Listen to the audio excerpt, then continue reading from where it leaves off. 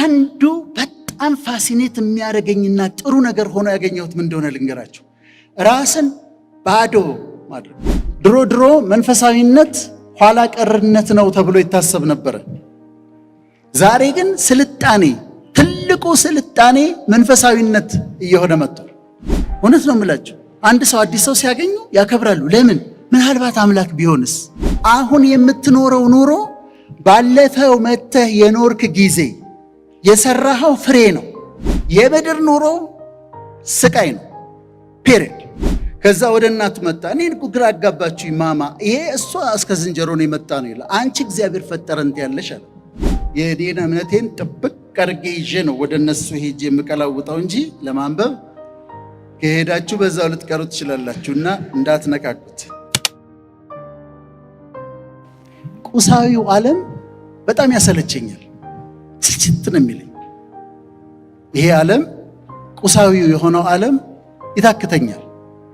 በጣም ብዙ ሀገሮች ሄጃለሁ፣ አውሮፓም፣ አሜሪካም፣ ካናዳም እና ይሄ ንጉሥ ሰለሞን ካለው ነገር ጋር እስማማለሁ። ከምድር በታች ምንም አዲስ ነገር የለም ካለው ሐሳብ ጋር ይስማማኛል። ምክንያቱም እየኖርኩኝ በምድር ላይ እታክታለሁ፣ ስልችት ይለኛል። ኢትዮጵያ ብቻ አይደለም፣ ሁሉም ቦታ በሆን ይሄ ምድራዊው ዓለም ያሰለቸኛል። ቁሳዊው ዓለም ሲያሰለቸኝ ማምለጫዬ መንፈሳዊው ዓለም ነው። ሰፊ ነው፣ መጨረሻ የለው፣ አይሰለችም። the spiritual world። ስለዚህ ይሄኛው ሲያሰለቸኝ፣ መሿለኪያ ሲያደክመኝ፣ ያኛውን መንፈሳዊውን ዓለም ወደሱ ይሄዳሉ፣ ወደሱ ጠጋለሁ።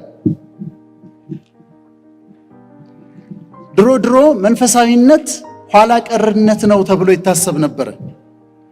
ዛሬ ግን ስልጣኔ፣ ትልቁ ስልጣኔ መንፈሳዊነት እየሆነ መጥቷል። የስልጣኔ ቁጮ ነው ተብሎ የምታስቡት ሆሊውድ የዛሬ 10 ዓመት 15 ዓመት አካባቢ በጣም ፋሲኔትድ የሚሆኑት በሳይኮሎጂ ነበር። ሳይኮሎጂ፣ ፊሎሶፊ፣ ሳይኮሎጂ ነበር። አሁን ግን እሱ ተቀይሮ በጣም ፋሲኔትድ የሚሆኑት የሚፈልጉትና የሚያስደንቃቸው ነገር መንፈሳዊው ነው። አስተማሪዎቻቸው መንፈሳዊ መምህራን እነ ዲፓክ ቾፕራ የሚባሉ መንፈሳዊ መምህራንን ነው የሚከተሉት። የሚያነቧቸው መጽሐፍቶች በዓለም ዙሪያ ከፍተኛ ተቀባይነትን የሚያገኙት መንፈሳዊ ነክ የሆኑት ናቸው። the power of now, the new earth, the secret, spiritual touch ያላቸው ናቸው የሚነበቡት በዓለም ዙሪያ መንፈሳዊ የሆኑ ናቸው።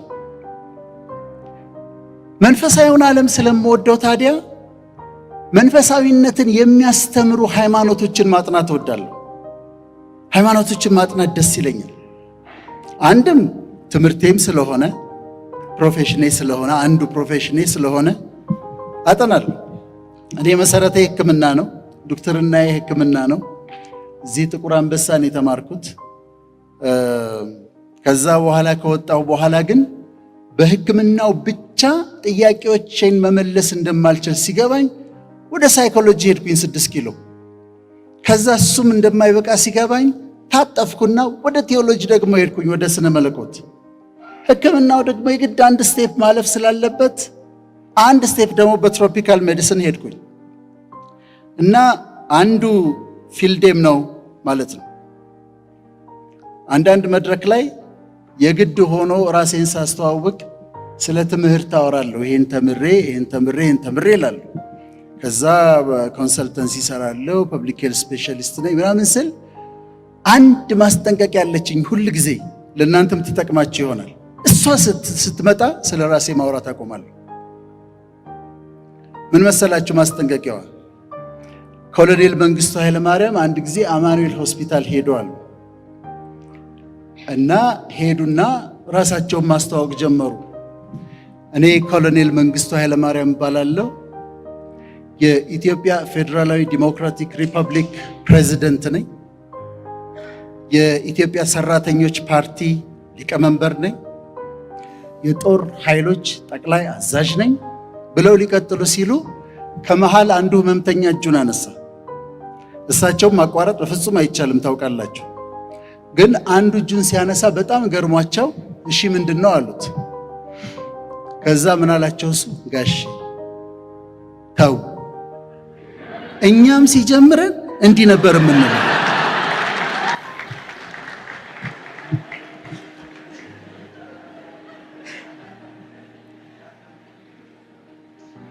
እሷ ሁሌ ትዝ ትለኝና ቶሎ አቆማለሁ ስለ ራሴ ማውራት ጀምሮኝ እንዳይሆን ብዬ። ስለዚህ ሃይማኖቶችን እወዳለሁ፣ እኔ በጣም ነው የምወደው። እኛ ሀገር ያሉት ሃይማኖቶች አብርሃሚክ ሪሊጅንስ ይባላሉ።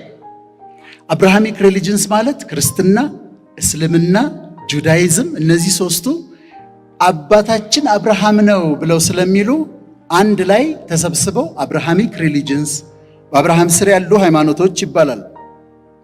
እነዚህ ሃይማኖቶች በመገለጥ ላይ በሬቨሌሽን ላይ የተመሰረቱ ናቸው። ለሙሴ ተገለጠለት፣ መገለጥን አገኘ። በቁጥቋጦ ሆኖ ተገለጠለት እግዚአብሔር መልአክ።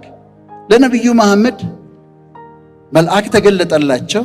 በክርስትና ደግሞ የእግዚአብሔር ልጅ ተገለጠ እንላለን። እግዚአብሔር ልጁን ገለጠ እንላለን። አሁን በመገለጥ ላይ ሳይሆን በፍልስፍና ላይ የተመሰረቱ ግን ሃይማኖቶች አሉ። በመገለጥ ላይ ሳይሆን በፊሎሶፊ ላይ በአስተሳሰብ ላይ የተመሰረቱ ሃይማኖቶች አሉ። ኢስተርን ሪሊጅንስ የምንላቸው ሂንዱይዝም፣ ቡዲዝም፣ ኮንፊሽኒዝም፣ ታኦይዝም የሚባሉ በመገለጥ ላይ ሳይሆን እግዚአብሔር ተገለጠልኝ በሚል ሳይሆን በአስተሳሰብና በሐሳብ ላይ የተመሰረቱ ሃይማኖቶች አሉ። ለኛ እነዚህ አብርሃሚክ ሪሊጅኖች ይበቁናል። ከነዛ ተጨማሪ አያስፈልጉንም፣ ግን እንዲሁ ለጨዋታው ነው የማነሳቸው። ኮንፊሽኒዝም ኮንፊሽየስ የሚባል ሰው ነው የመሰረተው። ቻይና ነው የተመሰረተው። ኮንፊሽየስ ከክርስቶስ ልደት በፊት 551 አካባቢ የተወለደ ሰው ነው። ኮንፊሽየስ ስለ ገነት አያወራም፣ ስለ ሲኦል አያወራም፣ ስለ ኃጢአት አያወራም። መላእክት የለ፣ ቅዱሳን የሉ፣ ስለ እግዚአብሔር አያነሳ፣ ስለ ሲኦል አያነሳ፣ ስለ ገነት አያነሳ። ምን አደረገ? ኑሮ በምድር ላይ ነው ብሎ አስተማራቸው። እዚችው ነው እሴት አስተማራቸው፣ ቫልዩ አስተማራቸው። እዛ የሚጠብቅ ሽልማት የለም ቅጣት የለም ብሎ። ስለዚህ ኮንፊሽኒዝም መንፈሳዊ አይደለም፣ እንደውም በቃ እሴት ነው ያስተማራቸው፣ ቫልዩ ነው ያስተማራቸው። ስለ ቤተሰብ፣ ስለ ትምህርት፣ ስለ መንግስት፣ ስለ ፍትህ፣ ስለ መልካምነት፣ ስለ ትክክልነት፣ ስለ ኮሬክትነስ አስተማራቸው። መሰረቱን ይሄንን አደረገ። how to live in this world። የሚገርማችሁ ነገር አሁን ባለችው ቻይና በስራ ባህላቸው ላይ፣ በመንግስታዊ አመለካከታቸው ላይ፣ በባህሪያቸው ላይ የዚህ ሰውዬ ተጽዕኖ አለ። ኮንፊሽኒዝም አሁንም ቻይና አለ። ሁለተኛው ሂንዱይዝም መስራች የለውም፣ ጳጳስ የለውም፣ ሲኖዶስ የለውም፣ አንድ ወጥ ቴዎሎጂ የለውም። ከፈለጋችሁ የፈለጋችሁትን ያህል አምላክ መከተል ትችላላችሁ። እስልምና ልክ ነው በሉት፣ ሂንዱይዝም አዎ ልክ ነው ይላችሁ። ክርስትና ልክ ነው፣ ጁዳይዝም ልክ ነው። ምን መሰላችሁ የሚሉት? ሁሉም እምነቶች ልክ ናቸው፣ ሁሉም እምነቶች ወደ መዳን ያመጣሉ ብለው ነው የሚያምኑት የሂንዱይዝም አስተማሪዎች። እውነት አንድ ነች፣ ግን በተለያየ ስም ትጠራለች ይላሉ። ከዓለም ከክርስትናና ከእስልምና ቀጥሎ ሶስተኛ ደረጃን ይዞ ይከተላል ሂንዱይዝም። አምላካቸውን ብራህማን ይሉታል እና እያንዳንዱ ሰው ውስጥ አምላክ አለው ብለው ያምናሉ። እያንዳንዱ ሰው ውስጥ አምላክ አለ። እያንዳንዱ ሰው ውስጥ አምላክ ስላለ ሰላም ሲባባሉ ናመስቴ የሚሉት እንደዚህ ብለው እጅ የሚነሱት በእኔ ውስጥ ያለው አምላክ በአንተ ውስጥ ላለው ያንተ ውስጥ ያለውን አምላክ ያከብራል ማለታቸው። ወይም እኔ አንተን እጅ ነሳለሁ፣ እኔ ውስጥ ያለው አምላክ በአንተ ውስጥ ያለውን አምላክ ያከብራል ማለታቸው። ናመስቴ ማለት እሱ ነው። እንደች የሚሏት እሷን ነው። እና ዌይ ኦፍ ላይፍ ዳርማ ነው የሚሉት። አንድ ጊዜ ዶክተር ሳ የሚባል አስተማሪ ነበር የሳይኮሎጂ አዲስ አበባ ዩኒቨርሲቲ። እና ቤታችን ብትመጣ አለኝ ቤተሰቦቼ በጣም በአክብሮት ነው የሚያስተናግደው አለኝ። ለምን አልኩት? አምላክ ቢሆንስ ብሎ ነው የሚያስቡታል። እውነት ነው የምላቸው። አንድ ሰው አዲስ ሰው ሲያገኙ ያከብራሉ። ለምን? ምናልባት አምላክ ቢሆንስ ብለው ነው። ሂንዱይዝም በሪኢንካርኔሽን ያምናል። ነፍስ አትጠፋም። ነፍስ ሰው ሲሞት ትሄድና ተመልሳ ትወለዳለች። ያ ማለት ለምሳሌ እኔ በቴዎድሮስ ዘመን ወታደር ነበርኩ ሊሆን ይችላል ፖሲብል። ከዛ የዛ ጊዜ ሞትኩኝና መኮንን ነበር ስሜ፣ ወታደር ነበርኩ። ከዛ አሁን ወዳጄ ነው ሆኜ ተወለድኩኝ ማለት ነው። ከዛ እሞትና ከዛ ደግሞ ጄምስ ሆኜ እመጣለሁ። በሪኢንካርኔሽን ያምናል። የእምነቱ መሰረት ነው። እና ካርማ የሚሉት ነገር አላቸው። አሁን የምትኖረው ኑሮ ባለፈው መተህ የኖርክ ጊዜ የሰራኸው ፍሬ ነው። የዛ ጊዜ ጥሩ አድርገህ ከሆነ አሁን መልካም ይሆንልሃል። የዛ ጊዜ አጥፍተህ ከሆነ አሁን ትቀጣለህ። ስለዚህ ላይፋቸውን ተቀብለው ጥፋት፣ ድህነት ምናምን ሲያጠቃቸው ያቺ ያለፈው የመጣው ጊዜ የሰራሁት ግፍ ነው ብሎ ያስባል። አሁን ደግሞ ሲኖሩ ለሚቀጥለው ስመጣ እንዳልጎዳ ብለው ነው የሚኖሩት። አሁን ክሬዲት እያጻፉ ነው። ምክንያቱም እሞታለሁ፣ ከዛ በሌላ ሰው ስጋ ደግሞ ወይም በእንስሳ ስጋ ውስጥ ሆኜ ይመጣል። ሰውየው አይጥ ሆኖ ሊመጣ ይችላል፣ አህያ ሆኖ ሊመጣ ይችላል፣ ጅብ ሆኖ ሊመጣ ይችላል፣ ሰው ሆኖ ሊመጣ ይችላል። ያቺ ነፍስ ትሄድና በእንስሳ ውስጥ ወይም በሰው ውስጥ ሆና ተመልሳ ትመጣለች ብሎ ያምናሉ። ሲሪየስ ነው። በዓለም 3ኛ ሃይማኖት ነው እና ሪሳይክል ታደርጋለች። ይሄንን በምን ሳፖርት ያደርጋሉ? ዴጃvu የሚባል ፌኖሜና አለ በስነ ልቦና። ዴጃvu የሚባለው ፌኖሜና ምንድነው? ገጥሟችሁ እንደሆነ አንዳንድ ቦታ ትሄዱና ሄዳችሁ አታውቁም ከዚህ በፊት ግን ስታዩት እዚህ ቦታ ከዚህ በፊት መጥቻለሁ፣ የሆነ ፋሚሊየር ነው። ይሄ በሳይኮሎጂ አለ። ይሄን ቦታ ከዚህ በፊት አውቀዋለሁ። መጥተህ ታውቃለህ? አልመጣሁም፣ ግን የሆነ ፋሚሊየር ነው። ዴጃvu ይባላል። ወይም አንዳንድ ሞመንት ላይ ከሰው ጋር እያወራችሁ ያቺ ሞመንት ከዚህ በፊት የተፈጠረች ትመስላችኋለች። ይሄ ዴጃvu ይባላል። እንደ ማስረጃ ይጠቀሙባታል። ስለዚህ ሰው ተመልሶ ይመጣል፣ ሪሳይክል ያደርጋል ይላሉ። ከዛስ ሪሳይክል ያረግና ሪሳይክል አርጎ አንድ ቀን ከቦዲ ፍሪ ይሆናል ይላሉ። የመጨረሻው ግን ምንድነው? ፍሪደም፣ ፍሪ ይሆናል ብሎ ያምናል። ይሄ ሂንዱይዝም ነው። የመጨረሻው ስለ ቡዲዝም ደግሞ ላውራላችሁ። ቡዲዝም ደግሞ ቡድሃ የሚባል ሰው ነው የመሰረተው። ሲድሃርታ ጋውታማ ይባላል ትክክለኛ ስሙ። ቡዲዝምን የመሰረተው ትክክለኛ ስሙ ይሄ ነው። እና የሀብታም ልጅ ነበር፣ የንጉስ ልጅ ነበር።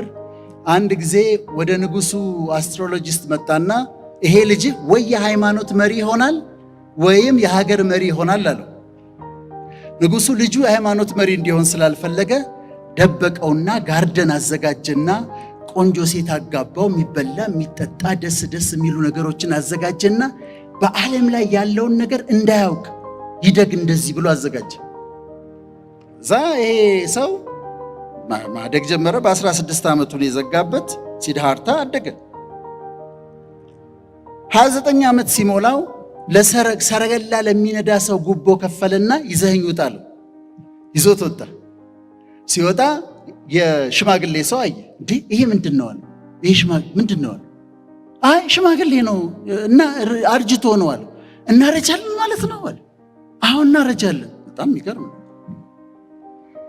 ቆየና ሲሄድ የታመመ ሰው አየ። የታመመ ሰው ደግሞ ሲያይ ይሄ ደግሞ ምን ሆኖ ሌላ ሽማግሌ ነው አለ። አይ አይደለም፣ ይሄ ደግሞ ታሞ ነው አለ። ሁላችንም እኮ እንታመማለን አለ። ይገርም ነው። እንደገና ሲሄድ የሞተ ሰው ለቀብር ሲሄድ አየ። የሞተ ሰው ለቀብር ይሄ ደግሞ ሌላ የታመመ ሰው ነው አለ። አይ ሞቶ ነው፣ ሁላችንም እንሞታለን አለ። ቤተ መንግስቱን ጥሎ ወጣ። ከዛ እውነትን ፍለጋ ብሎ ሲንከራተት ቆየና አንድ ቀን ዛፍ ስር ቁጭ ብሎ የሆነ ነገር በራልኝ አለ። ለዚህ ነው ቡድሃ የተባለው። ለዚህ ነው the awakened one ማለት ነው፣ የነቃው የበራለት ማለት ነው። ታዲያ በጣም የሚገርመኝ ነገር እሱ አገኘኋቸው ያላቸው 4 እውነቶች አሉ። አንደኛው በጣም የሚገርመኝ ነገር ነው። አዳምጡኝ በደንብ። ስለምቀበለው አይደለም፣ ስለሚገርመኝ ነው። አንደኛ ቡዲዝም የሚያምነው የምድር ኑሮ ስቃይ ነው። ፔሪድ። ሌላ ዴፊኒሽን የለው። የምድር ኑሮ ስቃይ፣ ሳፈሪንግ። አንድ። ሁለተኛ ሰው የሚሰቃየው ስለሚፈልግ ነው። ይፈልጋል፣ ዲዛይር አለው። ትዳር ይፈልጋል፣ ፍቅር ይፈልጋል፣ ገንዘብ ይፈልጋል፣ ዝና ይፈልጋል፣ ክብር፣ የተለያየ ነገሮችን ስለሚፈልግ ዲዛይር ስላለው ነው ሳፈር የሚያደርገው። ሁለተኛው የቡዲዝም መመሪያ። ሶስተኛ ከስቃይ መውጫው መንገድ፣ ሰው ከስቃይ የሚወጣበት መንገድ መፈለግ መተው ነው። የምድር ኑሮ ስቃይ ነው። ሰው የሚሰቃየው ስለሚፈልግ ነው፣ ዲዛይር ስላለው ነው። ከስቃይ የመውጫው መንገድ አለመፈለግ ነው፣ ዲዛይርህን መግደል ነው ብሎ ነው። ኒርቫና ይባላል። ዲዛይሮቻችሁን ገላችሁ ከጨረሳችሁ ኒርቫና ላይ ደርሳችሁ ማለት ነው። ሚርቃና አይደለም፣ ኒርቫና።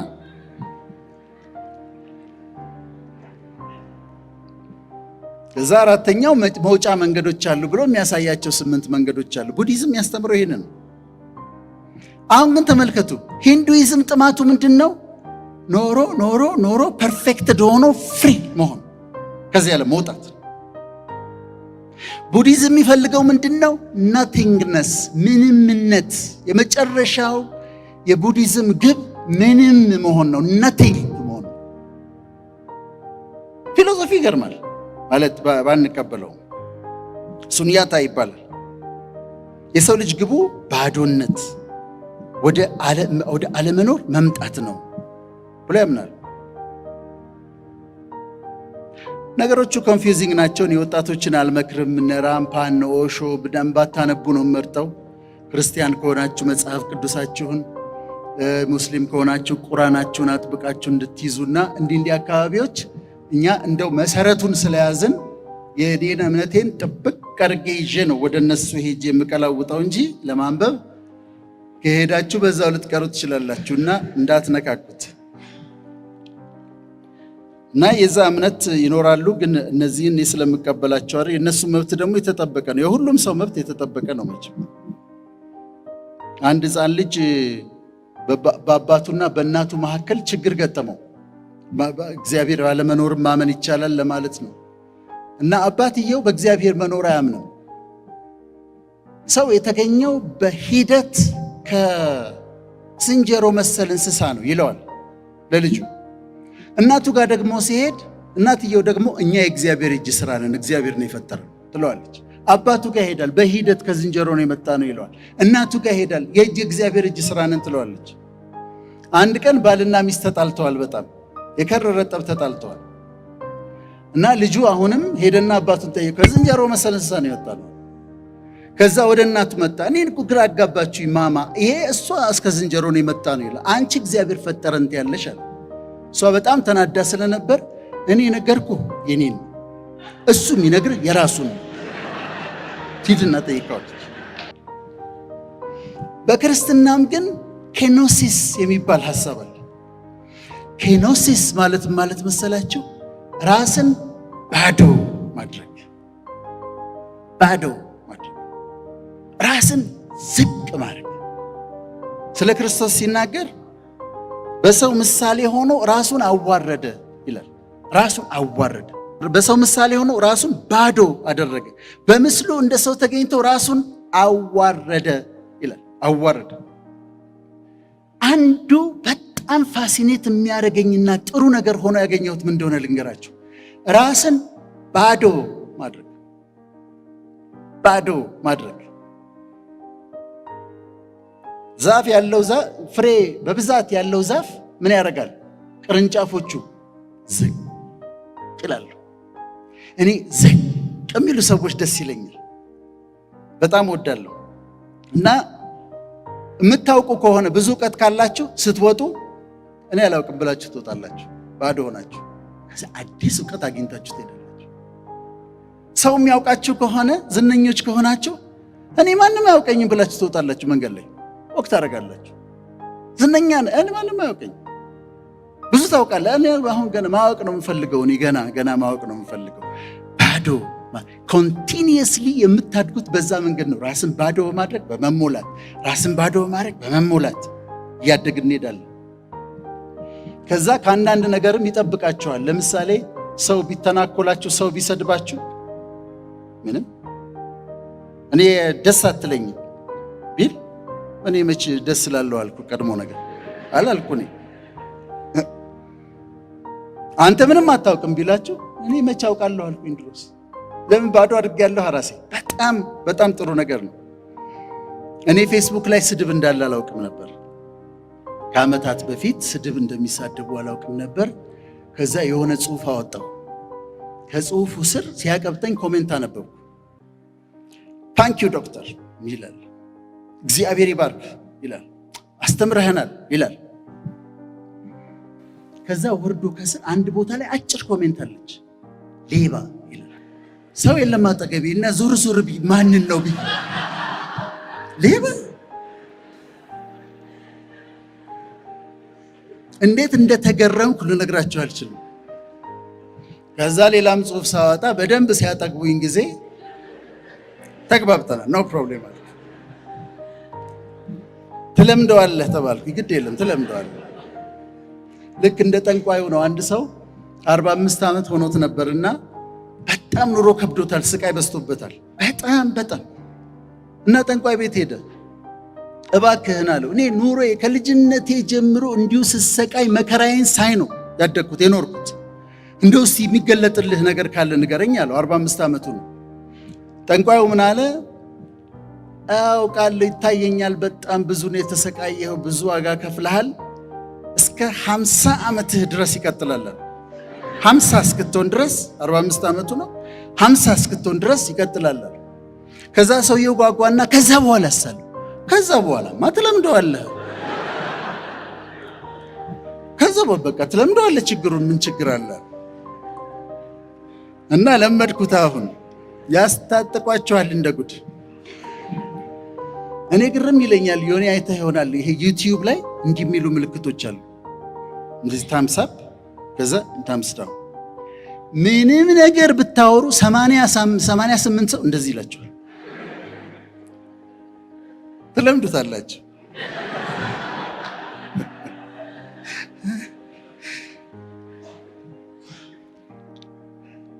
ራስን ባዶ ማድረግ ራስን ወደ መካድ ያመጣል። አሁን ዋጋችን ስንት ነው ሲባል ሁላችንም እንደ ሰው ዋጋችን እኩል ነው። ነገር ግን ለኔ የሰዎችን ዋጋ የማየው ራሳቸውን ዝቅ በሚያደርጉበት መጠን፣ ያላቸው እንደሌላቸው እያወቁ እንደማያውቁ ሲሆኑ እደነቅባቸዋለሁ። ታዲያ ለኢትዮጵያውያን የምመኘው፣ ለኢትዮጵያ ፖለቲክስ የምመኘው ይሄንን ነው። ራሳቸውን የካዱ ሰዎች፣ ራሳቸውን ባዶ የሚያደርጉ ሰዎች፣ ራሳቸውን ዝቅ የሚያደርጉ ሰዎች ይስጠን፣ ይሆኑልን። ሁለት አይነት ፖለቲከኞች አሉ ምርጫ ላይ ሲወዳደሩ። አንዳንዶቹ ቀይ ምንጣፍ ይታያቸዋል፣ ሬድ ካርፔት፣ መሪ ሆነው በቀዩ ምንጣፍ ሲሄዱ፣ በቻርተርድ አውሮፕላን ሲሄዱ፣ የተለያየ ሀገር ሲሄዱ፣ ፕሬዚደንሻል ስዊት ውስጥ ሲያርፉ፣ ትልቅ ሩም ያለበት ሲሄዱ፣ ታጅበው በሞተር ሳይክል ታጅበው ሲሄዱ፣ ቤተ መንግስት ውስጥ ሲኖሩ፣ ዜና ላይ ሁሌ እነሱ ናቸው። በቃ ደስ ይላል። በዛ ፖለቲካውን ይፈልጉት አሉ። ሌሎች ደግሞ አሉ ለህዝብ፣ ለሀገር፣ ለወገን፣ ለድሃው ብለው ወደ ፖለቲካ ውስጥ የሚገቡ ሰዎች አሉ። ራሳቸውን የካዱ ፖለቲሻንስ ግን እጅግ በጣም ያስደስቱኛል። ፖለቲካ ጣፋጭ ሊሆን ይችላል፣ መራራ ሊሆን ይችላል፣ ወይም ደግሞ ቢተር ስዊት ሊሆን ይችላል። ጨርሻለሁ። ከሶስቱ ጣፋጭ፣ በጣም ዲሞክራቲክ የሆነ ሀገር ከሆነ ፖለቲካ ትንሽ ጣፋጭ ሊሆን ይችላል። አምባገነን ያለበት ከሆነ መራራ ይሆናል። መካከለኛ ከሆነ ደግሞ ቢተር ስዊት ይሆናል፣ የመራራ ፖለቲካ ይሆናል። የመራራ ፖለቲካ። ስለዚህ ይህንን ያደርግልን፣ እንዲህ አይነት መሪዎች ይብዙልን። ማቹሪ ያደረጉ፣ ለራሳቸው የማይኖሩ፣ ለትውልድ፣ ለሀገር፣ ለወገን፣ ለህዝብ የሚያስቡ፣ ፍሬ የከበዳቸው ራሳቸውን ዝቅ የሚያደርጉ ሰዎች ይሁኑልን። እኔ ሁሉንም እወዳቸዋለሁ ያለ ኤክሰፕሽን። ኃላፊነት የሚሰማቸው የግድ እኔ መሪ መሆን አለብኝ የማይሉ ለሰላም ዋጋ የሚሰጡ ይሁኑልን።